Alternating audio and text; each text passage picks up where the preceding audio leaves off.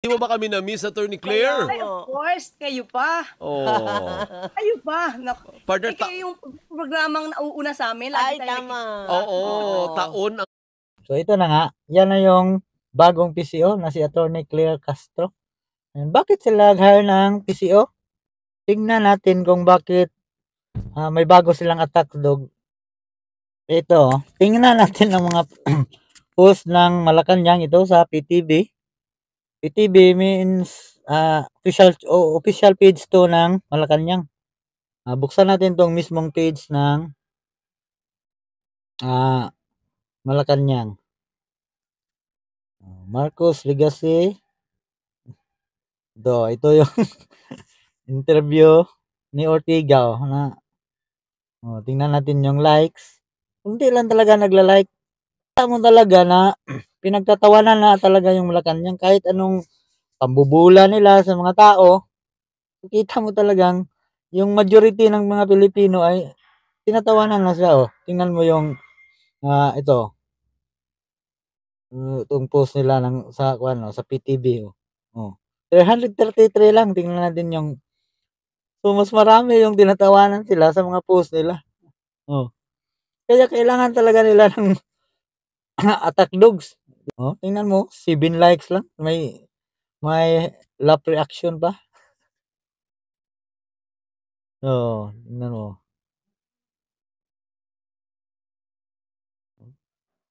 Mismong channel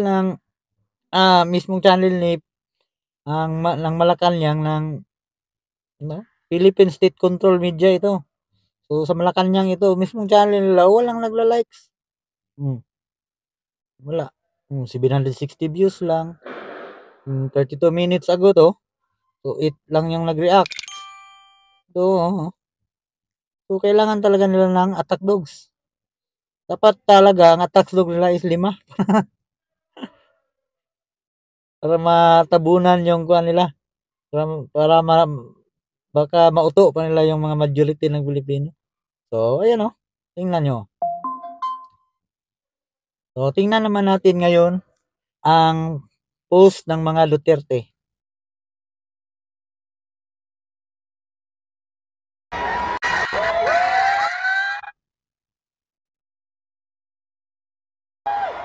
Ito.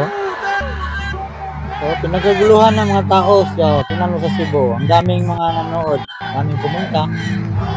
Walang ayuda yan walang ayuda yan. Kusang loob na pumunta yan. Hindi sinabay ng AKAP. Kung ano mang mga benepisyo. So, kusang loob pumunta dyan sa Cebu. Pumunta sila dyan. So,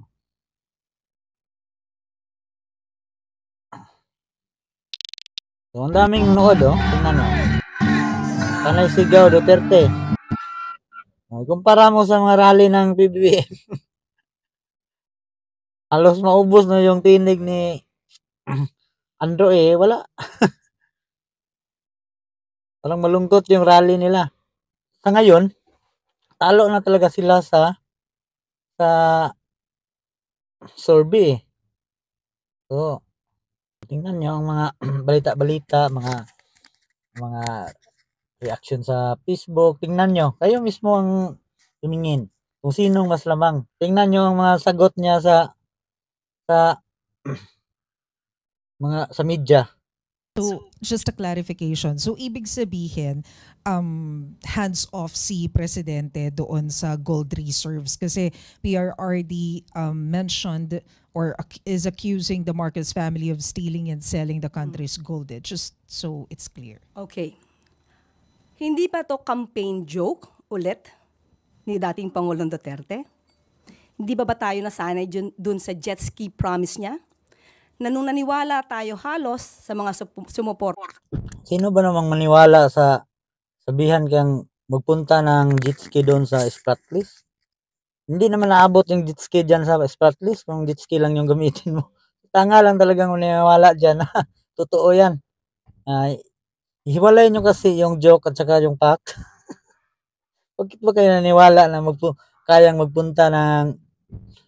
makapunta ang jet ski doon sa Spratlys? Paano nyo gawin yan? Sa kanya, tinawag tayong stupid. So pag naniwala ba tayo ulit sa sinasabi? Stupid talaga dahil hindi naman talaga pwedeng magpunta ang jet ski sa Spratlys. Ang layo, no? Nahirapan na nga yung mga Navy magpunta ng eroplano, helicopter, yung jet ski pa. Malaking barko nga yung ginamit nila. Kaya stupid talaga dahil naniniwala kayo. Sabi niyang ito, baka mapagkamalan niya tayo ulit at tawagin tayong stupid. But anyway, we will take this seriously. Para naman hindi magkaroon ng fake news. Lalo na doon sa mga taong nakikinig sa kanya. At mga naniniwala pa. Wow, fake news talaga. Fake news talaga. Na to, October 2024, nasagot na ito. Ang nagtataka lang ako, bakit paulit-ulit na binibring up ni dating Pangulong Duterte? Wala ba siya mga economic experts na magsasabi sa kanya kung ano ba talaga ang regular activities ng BSP? Ayon sa BSP, ang pagbebenta ng gold is just a regular activity. How? Why? To pump up the economy.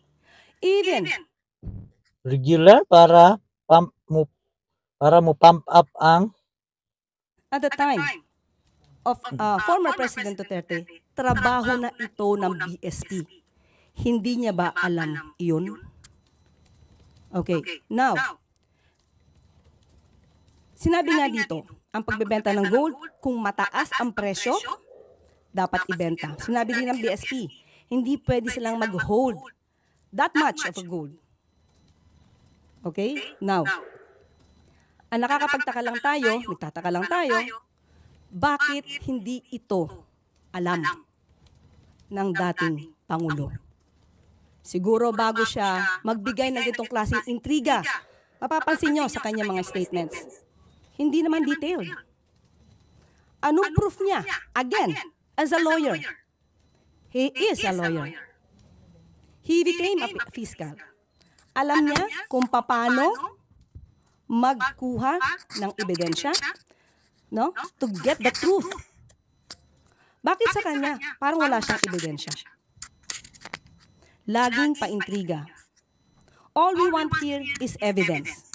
Ipakita niya kung si PBBM o ang Pangulo ang nag-utos para magbenta ng gold reserves. Samantalang sinabi rin ng BS. Alam nyo kasi, kung alam nyo na nagsisinungaling si fake news yung sabi ni Duterte, patunayan nyo na fake news yan. Kasi si Duterte may basihan kami. Kami na nanonood, may basihan kami na hands-on talaga yan ng Malacanang. Solely and manage ito. No? Solely managed by the BSP. So paano magkakaroon dito ng hand or pakikialam ang Pangulo? Johnny, People's Journal. Ma'am, when you said you will take this seriously, what do you mean by that? Will the government file charges against the former president? Hindi naman po.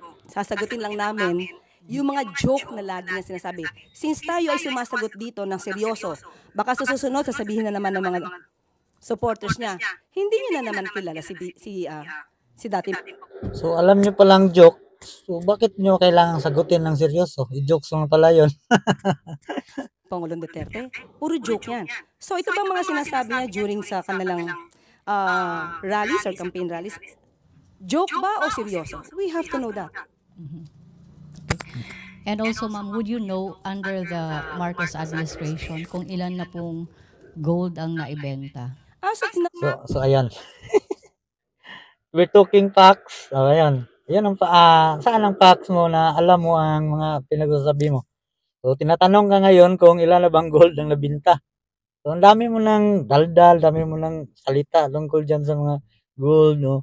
Pero ngayon tingnan natin kung alam mo ba kung magkano lang nabinta o datos ng Malacanang kung ng BSP kung magkano nang nabinta nila. So ilan? Now, wala tayong records pero sabi nga nila, according sa BSP, kukunin namin ito. Kung inyo. So wala kang record pero ang dami mo nang dada sa mga gold na yan. Dami mo nang mga spekulasyon, pero wala ka palang datos. So, sana yung facts na pinagsasabi mo, kung hindi mo pala alam yung magkano ng gold ang bininta at nabinta. So, yun, diyan palang palpak ka na. Masyado ka na nagpapabilib sa Malacanang, nagpapasikat. So, ayun na nga, palpak ka na dyan. Ang dami mo ng daldal, wala ka palang alam. Puro ka Duterte. Tingnan mo yung vlog niya. Mga kababayan, tingnan mo yung vlog niya. Sa channel na nga, Attorney Claire, sama niya doon si Rod. May radyo na nata siyang kwan. Host ata ito sa isang radyo din. So, ayun, tingnan mo po ang topic lang. Puro Duterte, impeach, Sara, yun lang, bubalik-balik. So, ayan o. Tinanong ka ng media, so wala ka palang datos. Ang alam. Pong i-require at alamin po natin kung maibibigay po sa atin ng BSP ang records na ito.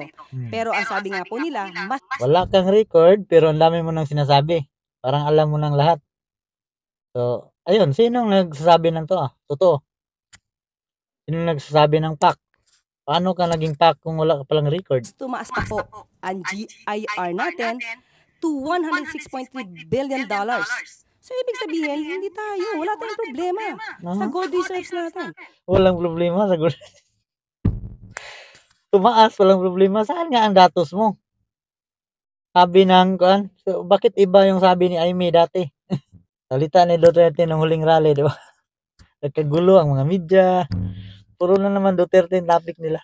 Salvador Panelo said that it's actually the government, the Duterte the Marcos administration that's the biggest spreader of fake news. And I quote yung sinabi niya kanina sa ANC. It's funny because it's the government, the huge corporation of fake news. For instance, when the police assaulted the KOJC, they were saying the police were not armed.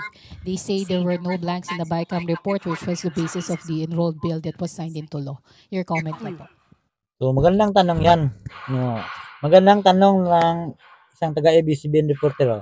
Magandang tanong yan. Tingnan natin kung anong sagot niya. Fake news ba o totoo yan? So, si Attorney Panelo yung nagsabi na Biggest spreader of fake news yung spreader ng fake news. Ayun, tingnan natin. Unang-una, ang usapan dito ay about the gold reserves. Ang bilis kumambyo. Biglang lumiko. Saan napunta yung sagot mo? Bakit? Ang tanong sa'yo, kung tungkol sa news spreader ba yan, yung walang armas yung paglusob sa UGC, ayun, ang dami. Tapos yung sagot mo, bigla kang lumiko. Siguro wala kang sagot, kaya biglang lumiko. Bakit kailangan baguhin? Nagda-divert ba sila? Yung issue tungkol sa KOJC, nasa korte na to. Kung meron mang kasuhan. So, yun na nga, nasa korte na daw. Ang layo ng sagot mo, Madam Claire. Bigla kang lumiko eh. So, wala kang masagot dyan.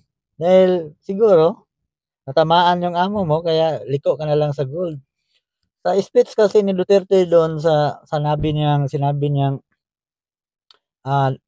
diktador sa gold. Dinaanan lang yan ni Duterte. Hindi naman niya parang isang sabi lang nga ni Duterte doon sa speaks niya is gaya ng gold. Dinaanan lang niya. Ang main kwan talaga niya is yung mga nagiging diktador na. Nagiging diktador na si PBBM. So yun.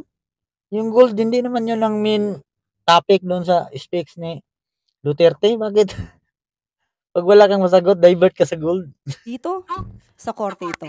Ang pinag-uusapan natin dito, yung sinabi ni dating Pangulong Duterte patungkol sa gold reserves na walang anumang basihan.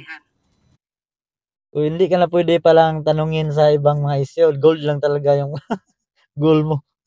Kung saan ka lamang, doon ka lang. So, yun lang muna mga kababayan at maraming salamat.